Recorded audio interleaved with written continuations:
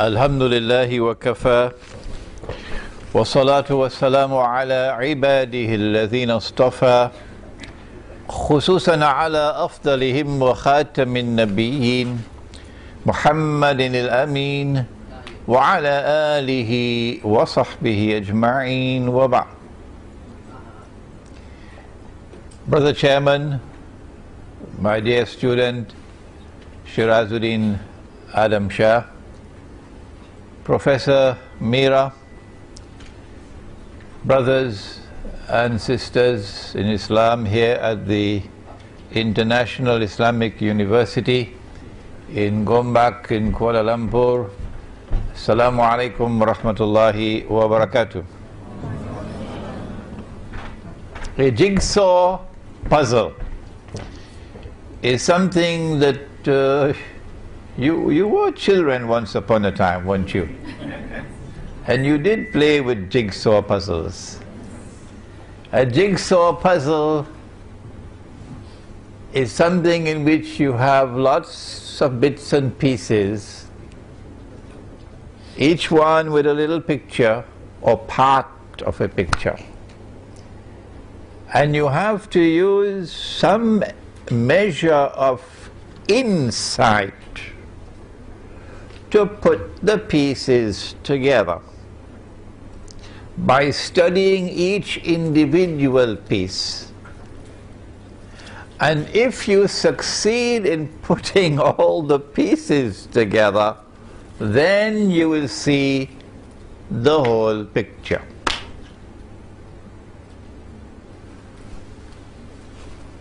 Only,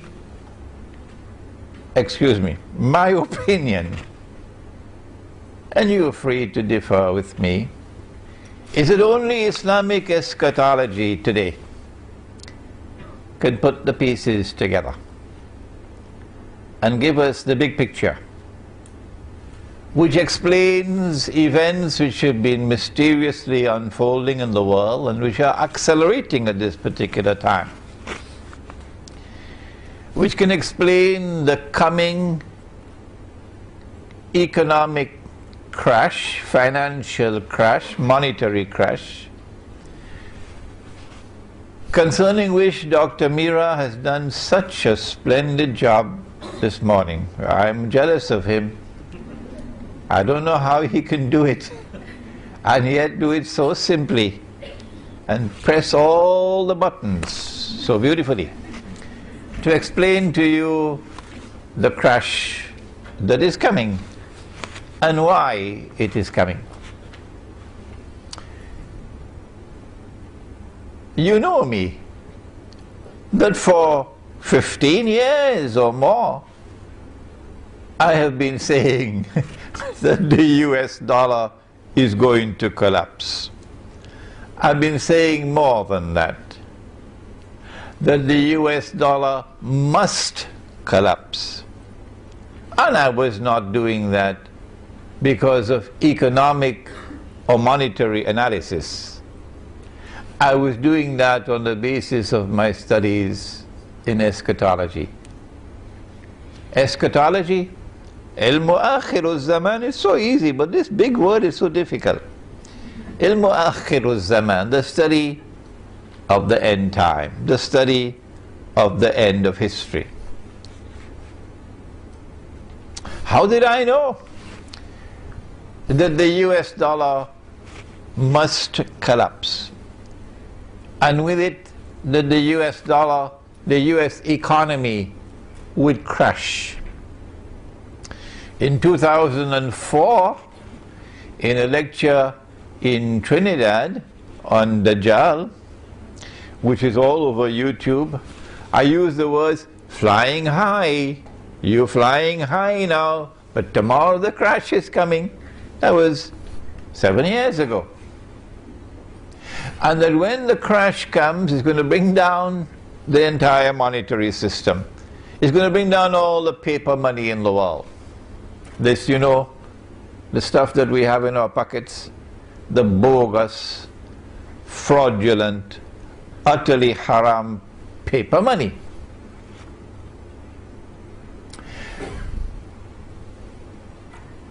How did I know this?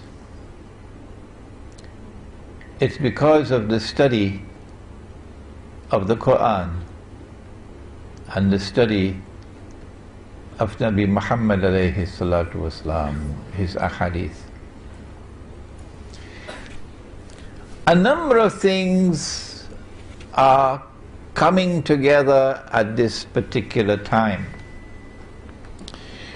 One of them is the financial crash, in which the crash of the US dollar takes pride of place.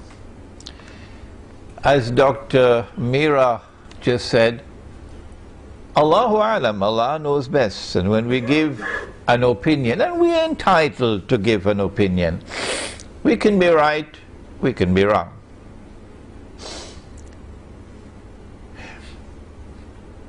The US dollar is now in a place called ICU, in a hospital, intensive care unit. It has actually expired and is being kept alive artificially by this pump that they use. You see the chest going up and down.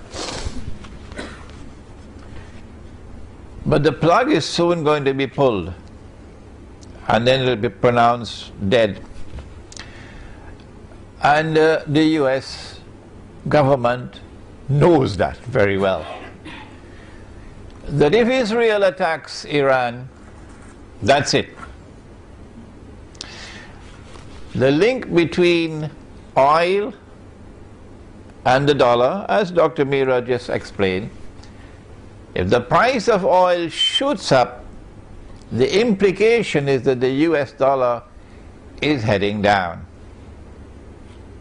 And they know that an attack on Iran is going to be the final nail in the coffin for the US dollar. That's why the United States does not want Iran to be attacked, my opinion. But Israel wants to attack Iran.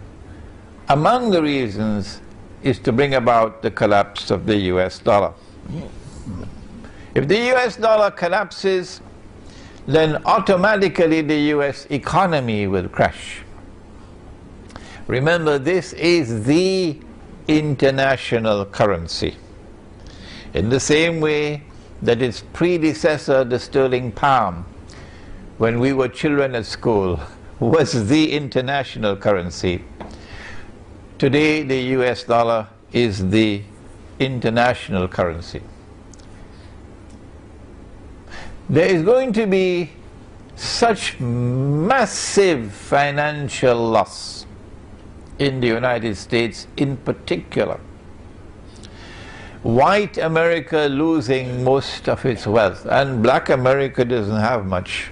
They got peanuts. That you can close your eyes and anticipate panic in the United States of America and riots in the United States of America. They might have to declare martial law in the United States. But more than that, the collapse of the US dollar, since this is the international currency, and for that you'll have to study the Bretton Woods Accord, which they don't teach in Al-Azhar University, incidentally, and they don't teach in the Darul Uloom, so your Mufti, I'm sorry, doesn't know the subject. It's going to create panic in the weak currency areas of the world. You know, the world is divided into two kinds of haram paper money. One is called the hard currency area, and I was giving a talk in an international conference in Brunei in September, and I made a joke and nobody laughed. And these were scholars from all over the world, present there, scholars of Islam. I said that they have a special chemical, and they dip their paper in the chemical, and it comes out as hard currency. Nobody laughed. And I said, we don't have the secret chemical. So when we dip our paper into the solution, it doesn't come out as hard currency. So their hard currency is in demand all over the world. Wish we could get that chemical, eh? And ours, you take a whole basket full of Bangladeshi taka to Manhattan, you can't even buy a cup of coffee. And our galaxy of Islamic scholars sitting there, nobody laughed. I think they were still studying, what chemical is he talking about? It's so sad when you make a joke and nobody laughs. So we're talking about the people who don't have the chemical. The Indonesian rupiah, the Bangladeshi taka, the Pakistani rupee.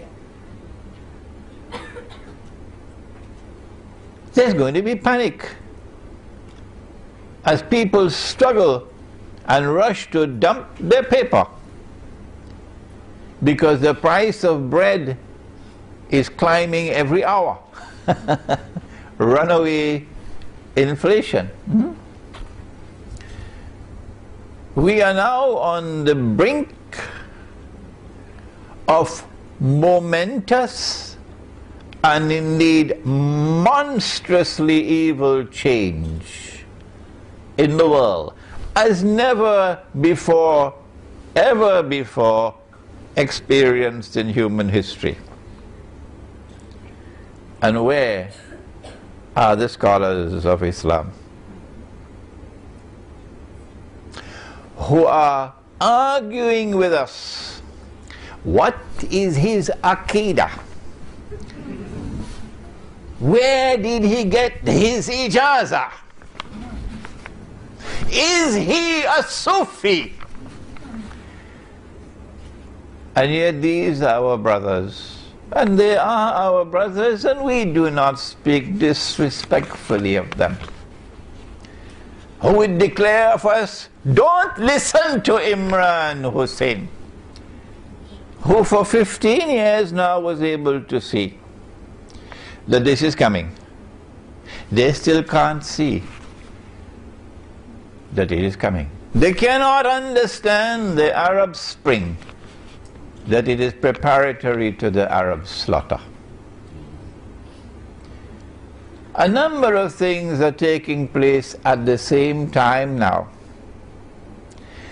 And I want to introduce you to some of these pieces of the jigsaw puzzle, so we can try to put them together. I don't have to repeat what Dr. Mira has I don't know how he did it, so brilliantly put all those pieces of the economic and monetary jigsaw puzzle together. But I have to expand on what he just gave to us.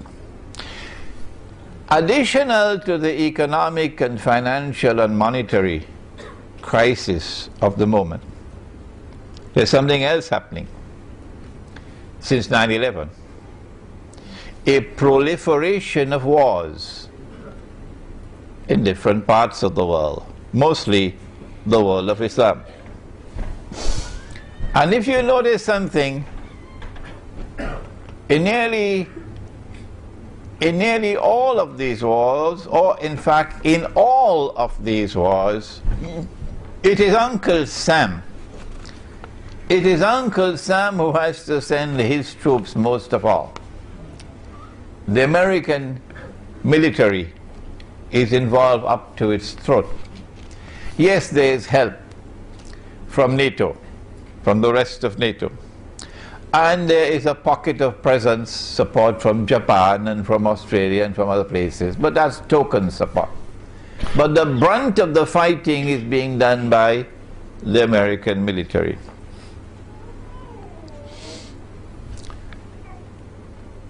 I want to suggest to you that the economic and financial crash is coming at a time when an American military crash is also going to take place. it's not just the US dollar that's going to crumble. No. That the United States has been led by its nose to a trap where it will overextend itself. And the one that is leading the United States, I hope they're listening to me in the American Armed Forces, the one who is leading the United States to a military trap are the Zionists who control the US Congress and the State of Israel. If Iran, there's a lecture I delivered maybe 1 week ago in Tamantun, Dr. Ismail, which is on YouTube, implications of a Zionist-Israeli attack on Iran, in which I have explained the subject in much greater detail, and we can mention here today that as soon as Israel attacks Iran, and I am anticipating that Israel would not want to deliver a knockout blow to Iran, because Israel wants Iran to remain strong. Why? Because Israel knows that Iran is going to respond by attacking the American troops in Iraq, where Iran has the advantage of geographical position.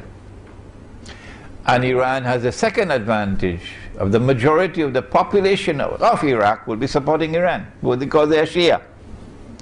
And even the Sunni in Iraq would want to use this opportunity to deliver the death blow to the United States in particular, and to NATO in Iraq.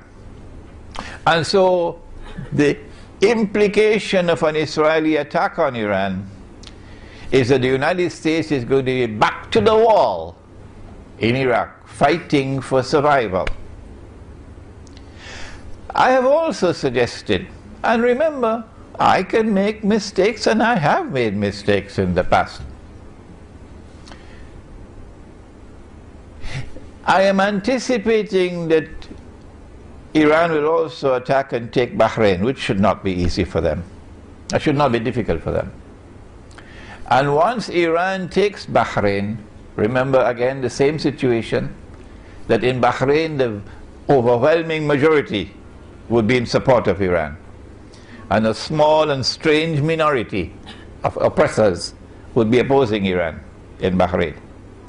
So Iran will have the majority population of Bahrain on its side, because they're mostly Shia. Once Iran takes Bahrain, then Saudi Arabia, which is now, after India, Israel's most strategic partner in the world, Saudi Arabia will now call on the United States. It's probably already prearranged.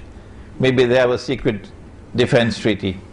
And the United States Congress will ensure that the United States Army, armed forces have to respond and send American troops into Saudi Arabia. And guess what's going to happen? The United States, I am anticipating, is going to face military defeat in Saudi Arabia and Iraq from Iran, because the advantage is on the side of Iran. And if the United States uses nuclear weapons, that's it for Uncle Sam. And so we're seeing not only a financial crash taking place, but also a military crash about to take place. The wars that the United States have been waging, particularly since 9/11, and the monstrous lies which they've had to tell about 9/11. You know, I have said that there are three kinds of lies. You heard it? There are ordinary lies, and then there are great lies, and then there's 9/11. The only people who are now holding on to 9/11 and the official explanation of 9/11 are your governments and your newspapers, you know, mainstream newspapers, and television sets and so on, who know that they cannot cross the line. They are slaves and servants of you know who. So around the world the people are waking up. And around the world there is growing resentment against the United States. To the extent that I have a student here in KL who is an American, who was born in the United States, who speaks with an American accent and is afraid to go to Pakistan. Why? Because if I go to Pakistan, although I look Pakistani, once I speak with an American accent, I'm going to be in danger. I'm going to be in danger. This growing resentment against the United States of America around the world was just demonstrated in a very dramatic way in South America. A few days ago, the heads of state of all the South American and Caribbean countries, including my own Trinidad and Tobago, met in a summit conference in Caracas to create a new organization that would replace the OAS, or the Organization of American States. The OAS, or the Organization of American States, includes Uncle Sam and includes Canada. But guess what? The new organization is called CILAC, Community of Caribbean and Latin American Countries. They held their inaugural conference in Caracas a few days ago. And the United States and Canada are not invited to be part of this organization. Hugo Chavez announced, this is the end of the Monroe Doctrine. I'm not going to tell you what is the Monroe Doctrine. Take a note of it, and when you go home, check it out on Google. What is the Monroe Doctrine? Here is startling evidence. The creation of this rival organization called CILAC to replace the Organization of American States in such a strategically important part of the world. Evidence of the declining status of the United States of America in the world. Growing hatred, growing resentment is also leading to isolation. There's more hatred coming. Let me explain, so we can see the pieces coming together. What's going to happen when Iran is attacked? Naturally, the price of oil is going to shoot up dramatically, apart from the fact that the US dollar will be collapsing. The Prophet said, alayhi salatu wassalam, it's a hadith of Sahih Bukhari, it is also in Sahih Muslim. He said about الزمان, one of the signs of the last day, is that the river Euphrates, you have studied geography, haven't you? The river Euphrates will uncover a mountain of gold. But he went on to say that the believers must not touch it. We can understand if the gold came from the bank and it's riba, you don't touch that. But this is not coming from a bank. This is not the bank of Euphrates, this is the river. So this can't be haram gold. No, this is halal gold. Well then why did he say that the believers must not touch that gold? He said that mankind will fight over that gold. and that 99 out of every 100 will be killed. Which means that it's not going to be conventional warfare, because conventional warfare don't kill 99 out of every 100 combatants. This is going to be nuclear warfare really, or some kind of a warfare similar to nuclear warfare, which would kill 99 out of every 100, or biological warfare. So this is not going to be Tom, Dick and Harry fighting with little pistols. It has to be global warfare over that gold. If you are persuaded that the Prophet alayhi salatu wasalam is talking about a mountain of that metal, gold, that is your right. And nobody is going to look down upon you. But there is going to be a mountain of gold. A mountain is something very high. And it's going to come from the river Euphrates. Or maybe you might want to say, well, the Prophet ﷺ is using symbolic language when he used the word mountain. And then what he meant was a large amount of gold, because gold is normally underground, under the river. So a large amount of gold is going to come from underneath the river. Maybe you want to use that kind of interpretation of the word mountain. But there are some who say, no, mountain is mountain. And you have no right to interpret the word mountain to mean large quantity. Or you may want to allow me to offer an opinion. And of course you know the warning. Whenever Imran Hussein gives an opinion, please do not accept it until you are convinced that it is correct. I can't do more than that, can I? I want to suggest to you that not only is the word mountain being used symbolically, but also that the word gold is also being used symbolically. And that what the Prophet ﷺ is speaking of is black gold or oil. Yes, I know. They're going to jump on my neck now. But never mind. It's a different methodology at work here from the one which reduces religion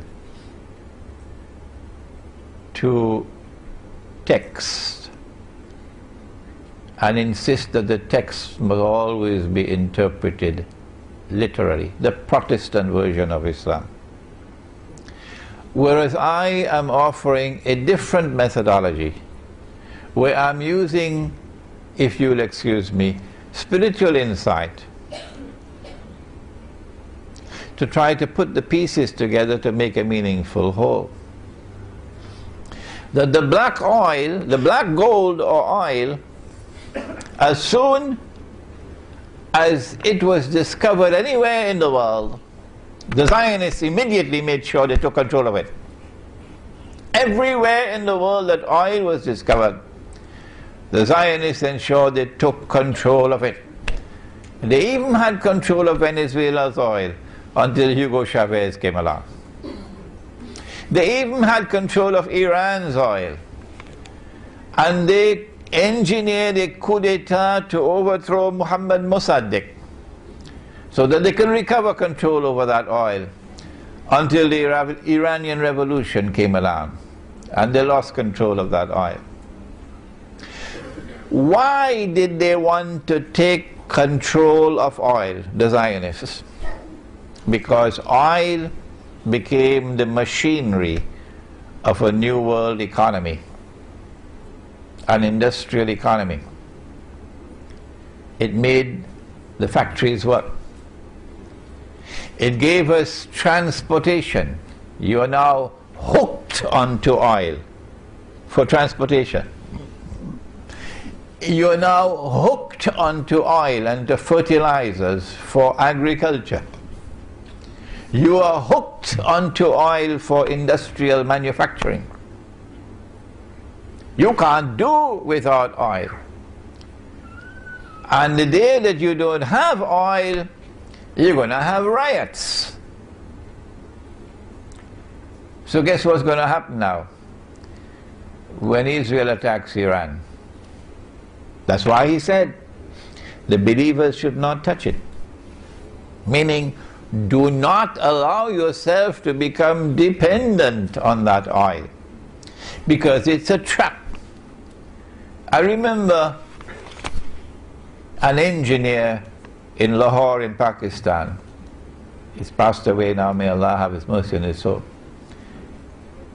who established an engineering company in Lahore, British trained engineer. And he said to me, all that we wanted to do was to explore the use of solar energy for running fans, for fans to operate. Pakistan is a hot country. And if we could succeed in using solar energy for fans, we would cut the import bill on oil for Pakistan. So every home has fans. And he says, as soon as my company went to work on this project, the World Bank and the IMF sprang into action and came down on the government of Pakistan to force our company to abandon this project. Meaning, they did not want us to escape from the trap of dependence on oil. And so now the trap is about to be sprung. Escalating prices of oil as soon as Iran is attacked. And Iran is a major producer of oil, but in addition to that, Iran sits in control of the Straits of Hormuz. The Persian Gulf, all the oil tankers have to pass there. Straits of Hormuz is very narrow. On one side is Iran, on the other side is Oman. And Iran can close the Straits of Hormuz. And so we'll have a dramatic and monumental increase in the price of oil. And that's going to break the back of many people around the world. Because the price of oil increasing means the price of food increasing. Do you understand? Are you seeing the picture? The price of food increasing, the price of transport increasing, the price of manufactured goods increasing, cost of living rising and rising and rising. And when people cannot afford, because of the increasing price, they're going to blame Uncle Sam, because he's the one who's been waging all these wars for the last 10 years. And Israel will take a little bit of the flak, but the media will ensure that the major blame goes on the United States. And so I am suggesting to you that when the Prophet said, sallallahu ta'ala alayhi wasallam, the believers should not touch that gold, it doesn't make sense that he's talking about the metal. Why should we not touch the metal, which is halal? I'm suggesting to you, and you do not have to accept my opinion, once again, that this is a different methodology at work from that one, or the Protestant Islam, in which we interpret the text as religious symbolism, and we say it's black gold. Why are these pieces coming together at this time? And we can go on to many other things. We want to suggest to you that which puts all the pieces of the jigsaw together to give you the big picture, the Islamic eschatology,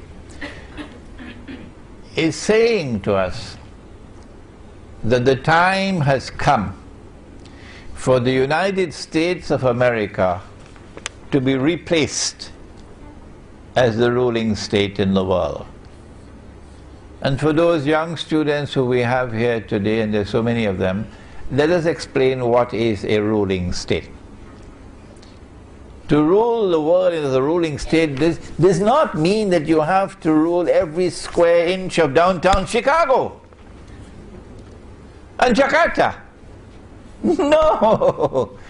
A ruling state, when we use the term, is a state whose power and dominance in the world cannot be challenged by any rival or combination of rivals. In this sense of the word, the holy state of Israel, established by Nabi Dawood alayhi salam, the Prophet David, and Nabi Sulaiman alayhi salam, the Prophet Solomon, was a ruling state in the world.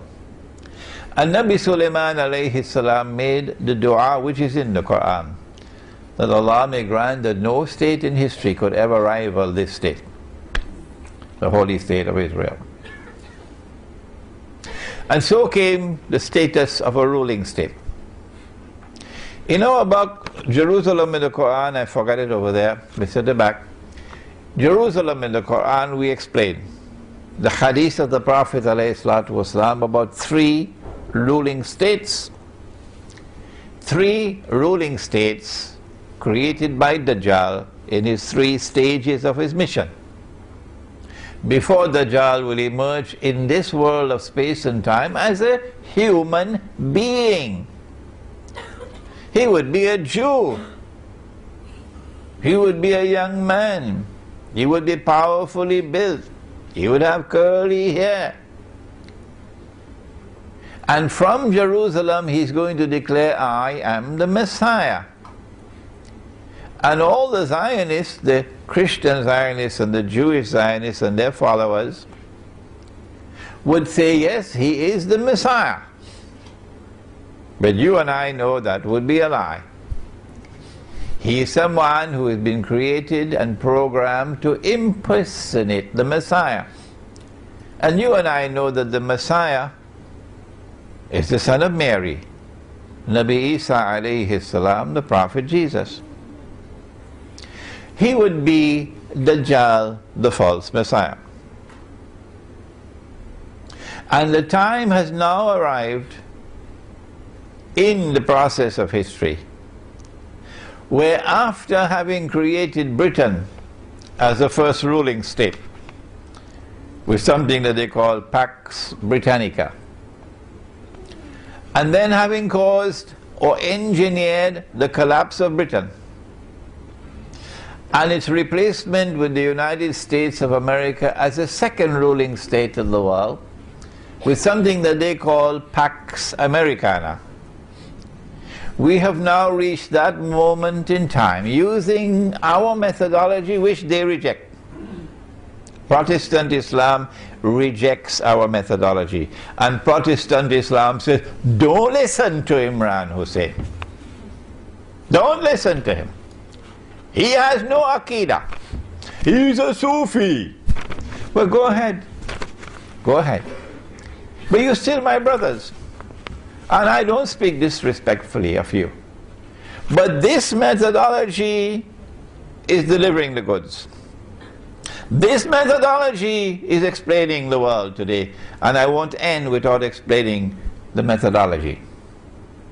That we are now located at that moment in time, and I'm addressing you now, Protestant Islam, when Dajjal's day like a month is ending, and his day like a week is beginning, and a new ruling state is emerging, which will replace the United States of America. That is the big picture. The jigsaw puzzle has now been put together. Israel wants to replace the United States of America as the third and last ruling state in the world. You have never said that, Protestant Islam. We are saying it. And guess what? The Muslims around the world are convinced that we are correct. And we thank Allah who gave us the insight to be able to see the big picture through Islamic eschatology. When Israel takes over from the United States, and the financial crash and the economic crash and the military crash and the hatred for the United States around the world and so on are all part of the agenda to bring down the United States. When Israel takes over from the United States and the world, then Israel must establish its political and economic dominion over the whole world. And the first people that have to rule will be the Arabs.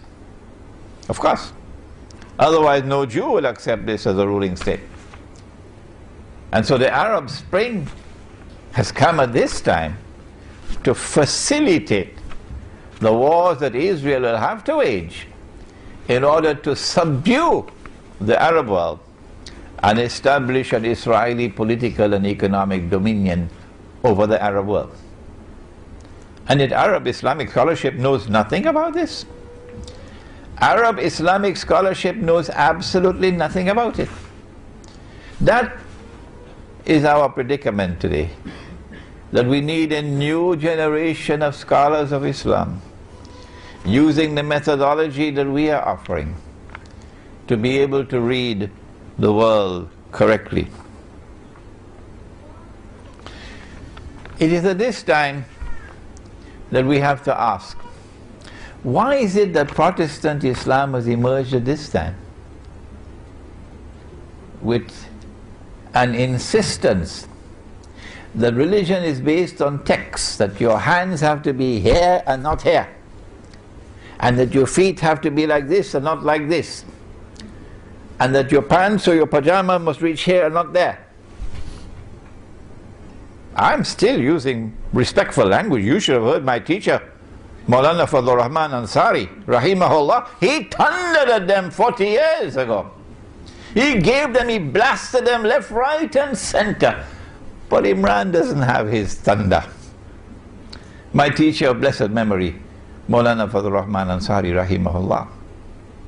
This Salafi version of the faith, and remember Salafis, you are my brothers, and I am not picking up boxing gloves against you. This is an academic, an intellectual discourse. We differ. Why can't we differ? Why can't we exchange views without hatred for each other? Why? You are my brothers, but that does not mean that you are immune from my offering a valid criticism of a methodology which is incapable of recognizing why the financial crash is taking place now, why the economic crash is taking place now, whereas our methodology is explaining why it is taking place now. And there's something else which is happening at this time. The pieces are coming together. We have a group called the Tabligh Jamaat, who have fanned out around the world. And they are beautiful brothers. Oh yes. When you see the way they live, you see how they are regular in their salat, they dress in a particular way, they're conforming with the sunnah, you say, MashaAllah, MashaAllah. I don't think we can fit Tabligh Jamaat in the blue jeans Jamaat, can we? You know the blue jeans Jamaat. But why is it that at this particular time, when we face a challenge different from any that we have ever faced before, that we should now have this Protestant version of Islam with that epistemology and with this gathering of large numbers of people, 500,000 ijtima in downtown Chicago? Dajjal is not bothered at all about that. Why? They show no concern whatsoever. They show, Tabligh Jamaat shows absolutely no concern whatsoever with Islamic eschatology that would explain the reality of the world today and which would anticipate the events which are unfolding today and tomorrow.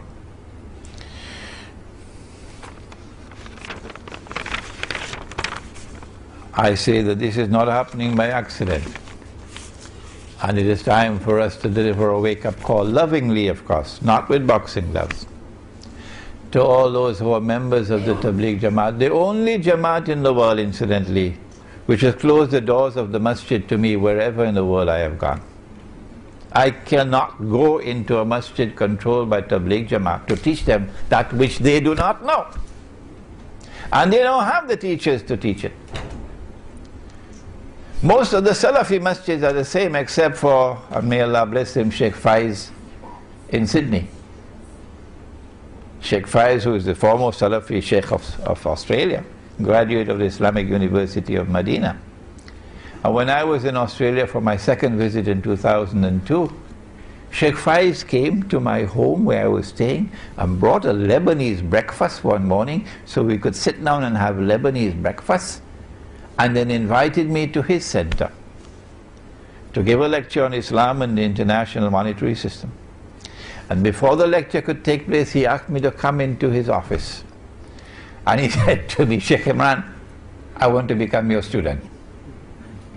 Those were the words he spoke to me. Well, he's such a learned man, I should be his student. Why is it? Why can't we give you a wake-up call and yet remain brothers with each other? Because your methodology is wrong.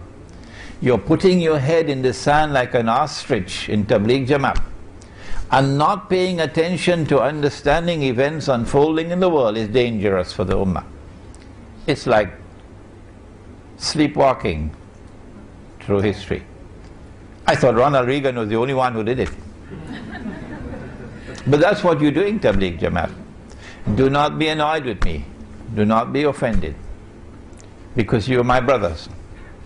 Now let's come to the methodology. The Prophet said, alayhi salatu wasalam, that every prophet warned about Dajjal. And the Prophet Nuh alayhi salam warned about Dajjal. But I'm going to tell you something that no one has ever said before me. Dajjal sees with the left eye, he's blind in the right eye, it looks like a bulging grape. Dajjal sees with the left eye, he's blind in the right eye, it looks like a bulging grape. But your Lord is not one-eyed. Between his eyes on his forehead is written the word kafir, kafir, kafir. And every mu'min will be able to read it, whether that mu'min is literate or illiterate. And so Ali radiallahu ta'ala anhu will be able to read it. Kafir. But Tony Blair won't be able to read it. You know, he was just convicted for war crimes right here in KL. So we sent Tony Blair to the eye specialist. Check out his eyes. Why he cannot read, this kafir. Oh, when you're sending Tony Blair, send George Bush also with him. And then the report comes, nothing wrong with their eyes. Well, then how come they can't read, but the mu'min can read? We say, and this is our viewpoint, and you don't have to accept it, is that when Dajjal sees with the left eye, this is religious symbolism at work, that he is seeing with external sight. And when he is blind in the right eye, this is religious symbolism at work, that he is internally blind. And that's why the kafir cannot read. Because when the mu'min reads, he's not reading with these eyes alone. He's reading with internal sight. And did the Prophet not say, sallallahu ta'ala alayhi wa sallam, I wish I had another 1 hour to deal with the subject. He said, ittaqu firasat al-mu'min fa-innahu yanzuru bi nurillah. Fear the firasa. The firasa is that hikmah or that wisdom of the believer, which is intuitive in nature and founded on spirituality. share the intuitive, internal, spiritual insight or wisdom of the mu'min, because when he sees with the nur of Allah. And so this hadith is speaking about epistemology and about spirituality. The absolute imperative of pursuing the spiritual quest, so that you'll have internal nur with which to see, and so that you have a chance of walking in the path of Khidr alayhi salam. After all, it is Suratul Kahf of the Quran, which is the surah of akhra الزمان par excellence. And Khidr alayhi salam is different from the rest because you'll only meet him where? You will meet him at Majma'ul Bahrain. Majma'ul Bahrain, the place where the two oceans meet. Which two oceans? Go to Imam al-Baydawi and his tafsir. The ocean of knowledge externally acquired, the ocean of knowledge internally received. When these two oceans of knowledge come together, as they did in my teacher of blessed memory, Maulana Dr. Fadlur Rahman Ansari, rahimahullah, when these two oceans come together in an individual, in a scholar, and are harmoniously integrated, only then do you have the scholar who can take all the pieces together and solve the jigsaw puzzle and deliver to you the big picture. And so today we address them, Protestant Islam, and we ask you to take another look at epistemology and at spirituality, the methodology that we are offering. ربنا تقبل منا إنك أنت السميع العليم وتب علينا يا مولانا إنك أنت التواب الرحيم برحمتك يا أرحم الراحمين آمين.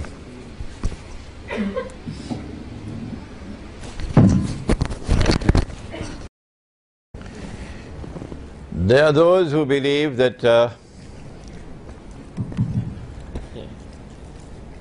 and they are correct, of course, that money in Islam is dinar and dirham.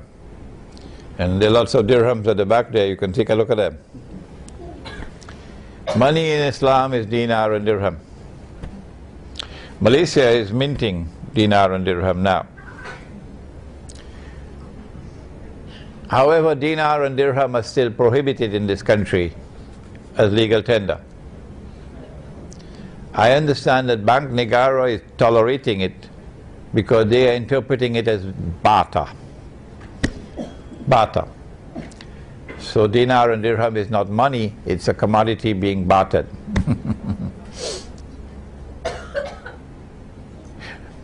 There are those who are persuaded, and I don't want to call names, that it is possible for us to overturn the current monetary system of paper money, which is on its way out, and electronic money, which is already here, that we can overturn it and replace it with dinar and dirham at the macro level. I don't think it's possible, but if you think it's possible, go ahead. No, because of my eschatology, I studied Gog and Magog, and there's a book on Gog and Magog at the back. When you study the subject of Gog and Magog, you will understand that you cannot do it. They're too powerful. So I have offered an alternative. I said, if you can't do it at the macro level, then do it at the micro. At the micro level, those of us who want, not everybody want to get away from the ringgit, those of us who want to return to dinar and dirham and get away from the riba, this small group, we will withdraw from the cities. We will head for something called, you're familiar with the word, aren't you? Kampung. And we will build small communities, Muslim communities. And in our small communities, we'll have small micro markets. And in our micro markets, we will not allow the use of the haram paper money and electronic money. In our micro markets, we're going to use dinar and dirham, and when dinar and dirham are in short supply, or the police come and seize all our dinar and dirham, then we will turn to wheat and barley and dates and salt and rice and sugar and what. They can't ban that, can they? So this is my solution, and right here in this hall I have students.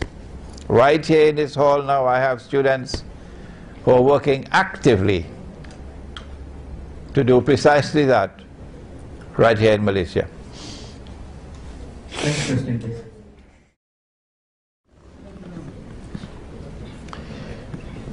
It is my opinion that the Arabs are being set up to be slaughtered.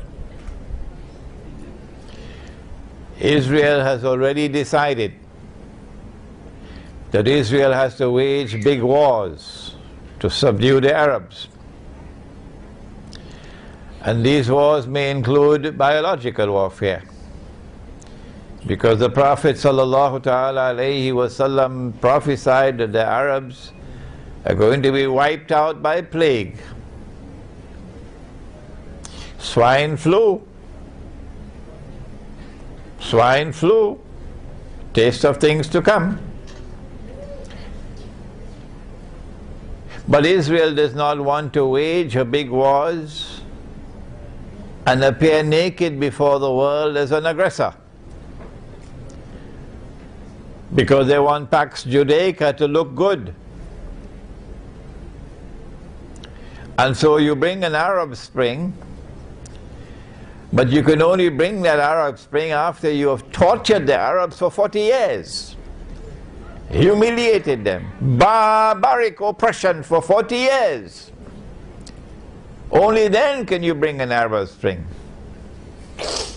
When the Arab Spring comes, it offers you freedom.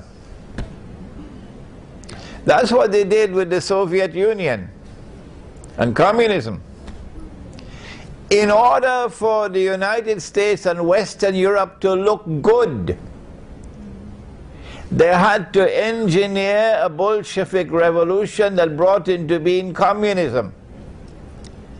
And they had to then demonize communism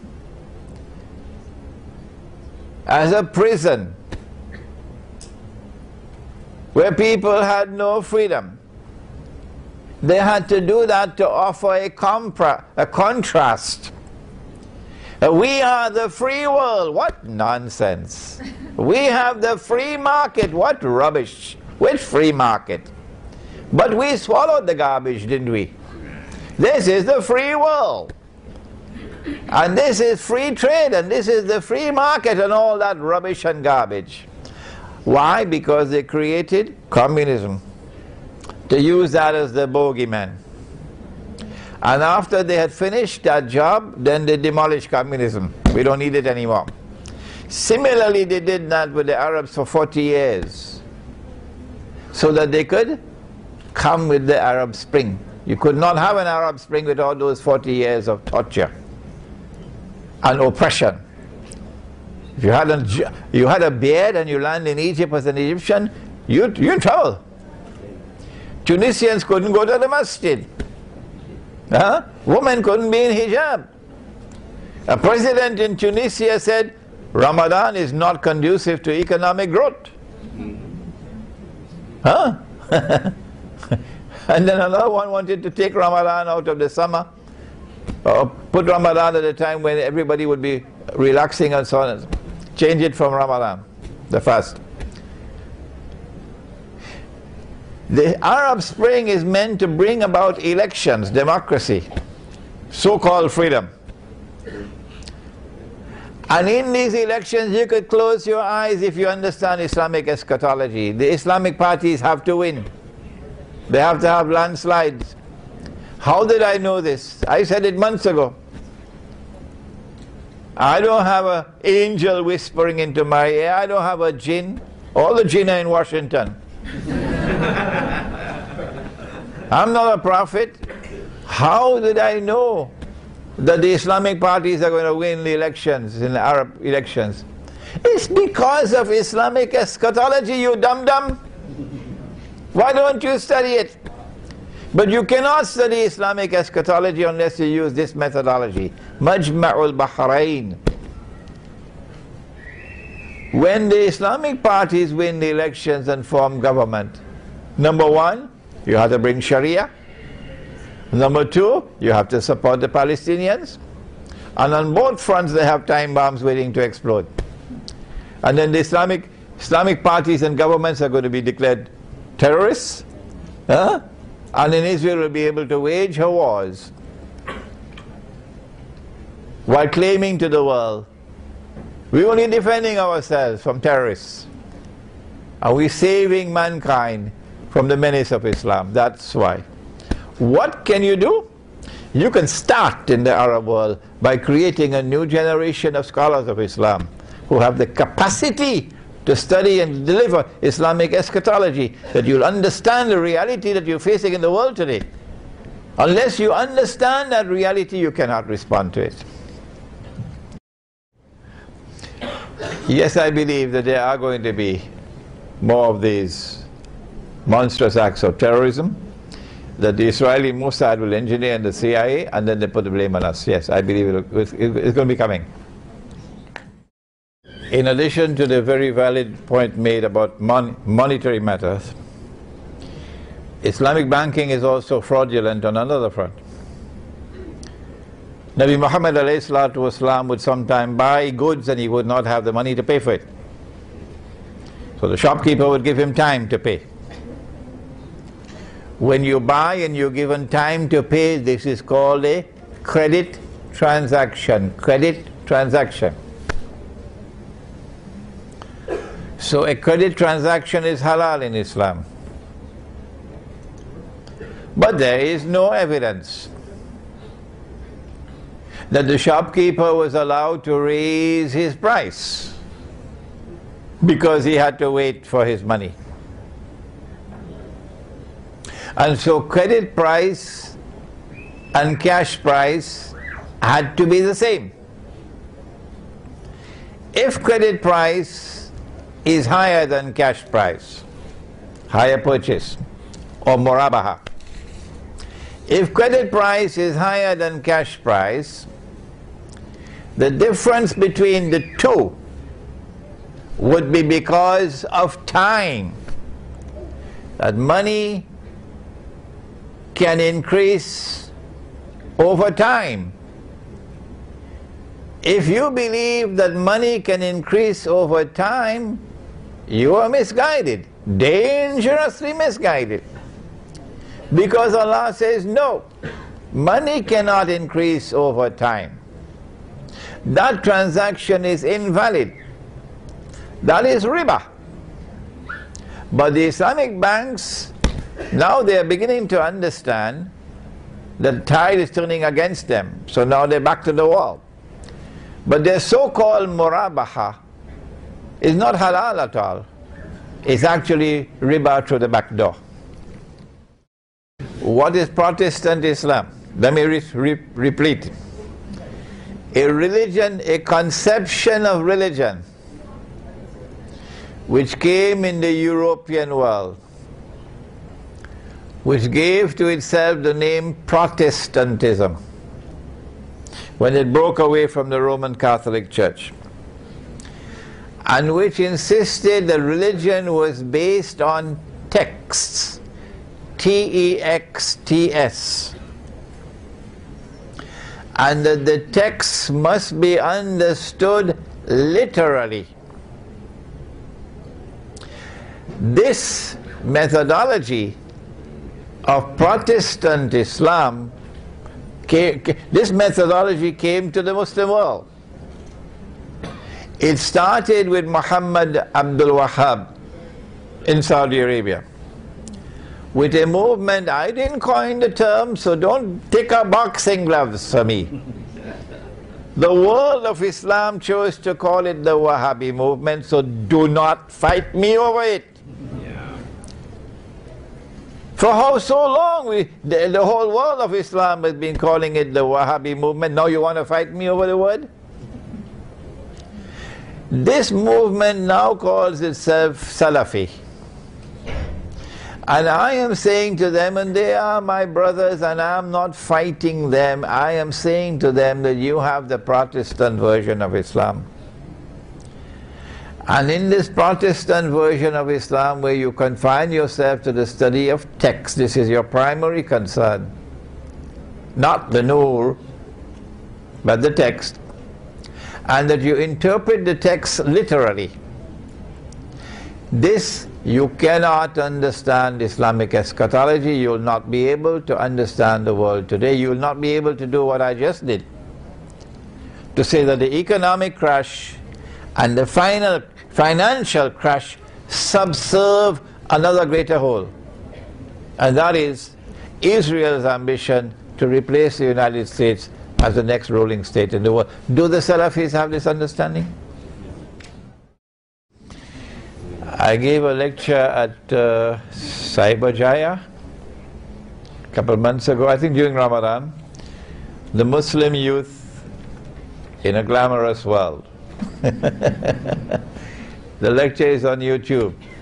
Listen to it. But one part of the lecture comes out of Surah Al-Kahf of the Quran. Don't tell me Kahfi, it's Surah Al-Kahf. In Surah Al-Kahf of the Quran, those who had the courage to stand up and proclaim the truth, those who had the backbone, you know, some people have backbone made out of iron and steel, and others have backbone made out of recycled paper, you know that. Those who had the backbone to be able to stand up and proclaim the truth in the faces of the world's greatest tyrants and bandits were prepared for that sacrifice of giving up everything, giving up your job, giving up your home, giving up your town, and withdrawing. They fled to the cave, and we are fleeing to Kampung. But there were youth. إِنَّهُمْ فِتْيَةٌ آمَنُوا بِرَبِّهِمْ وَزِدْنَاهُمْ هُدًى. So the nicest message of all today is the message for the youth. That you are the ones, not the elders, you are the ones who are going to take the flag of Islam. And you are the ones who are going to take the flag of Islam to victory tomorrow. So you have to study the Quran, and in particular you have to study Surah Al-Kahf.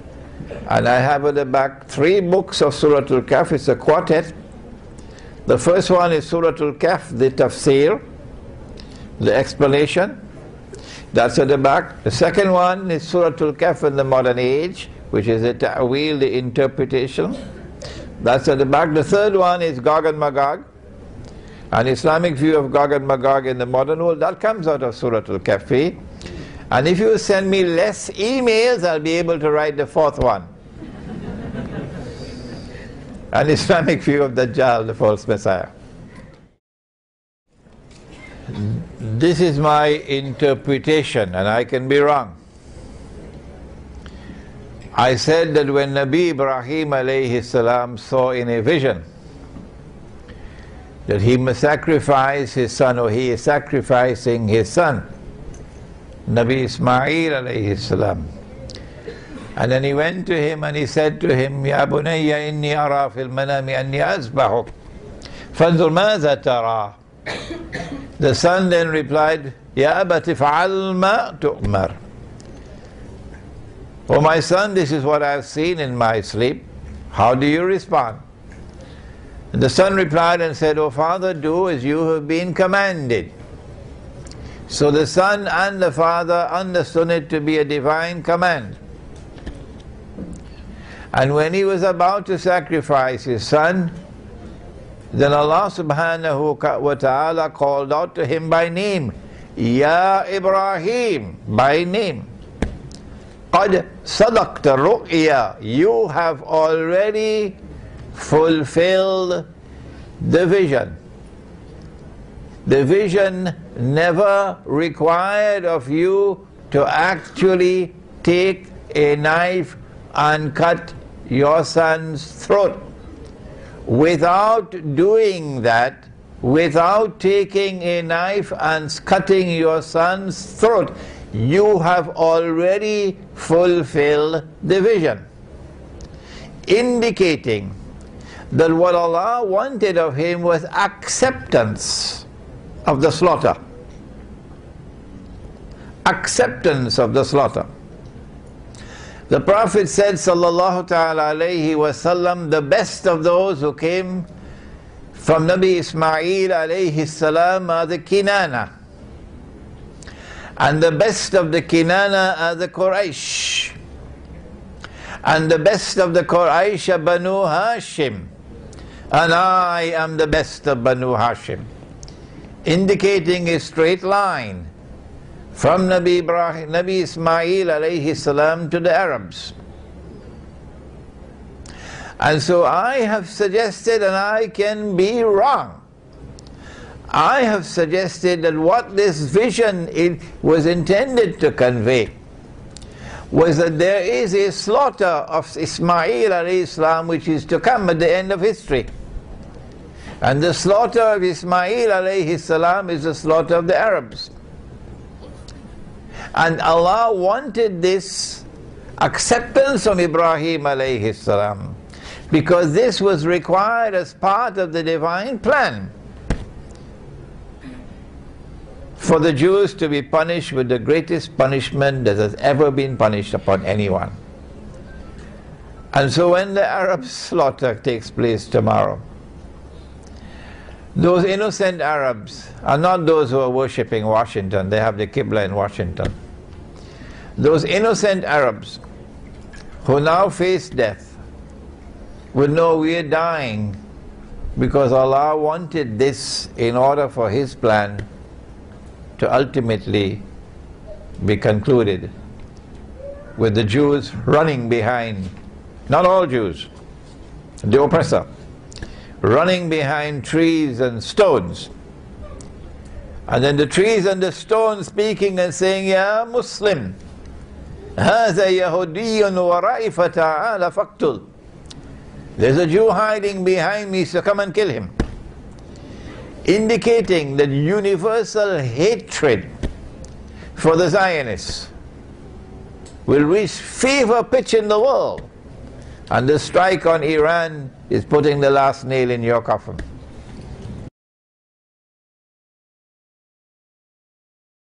إلهي لست للفردوس أعلى ولا أقوى على نار الجحيم الله فهب لي التوبة واغفر ذنوبي فإنك غافر الذنب العظيم إلهي لست للفردوس أعلى ولا أقوى على نار الجحيم الله فهب لي توبة واغفر ذنوبي فإنك غافر الذنب العظيم Tuhanku, aku tidak layak untuk syurgamu, tetapi aku tidak pula sanggup menanggung siksa nerakamu. Dari itu kurniakanlah ampunan kepadaku, ampunkanlah dosaku. Sesungguhnya Engkaulah pengampun dosa-dosa besar. Tuhanku, aku tidak layak untuk syurgamu, tetapi aku tidak pula sanggup menanggung siksa nerakamu. Dari itu kurniakanlah ampunan kepadaku, ampunkanlah dosaku.